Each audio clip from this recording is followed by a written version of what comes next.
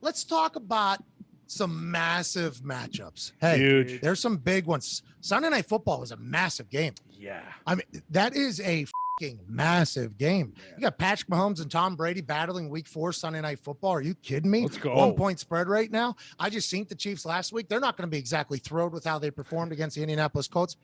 Who beat the Chiefs? Okay. No big so everybody. deal. Hell yeah.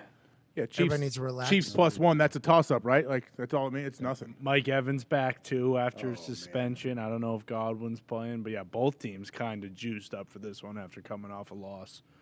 This football season has been fantastic. No, it's going too fast already. Night. It's going fast. Dude, right? We only have, it's October. We only have 15 more NFL Sundays. Well, and Super Wild Card Weekend, too, which kind of counts as well.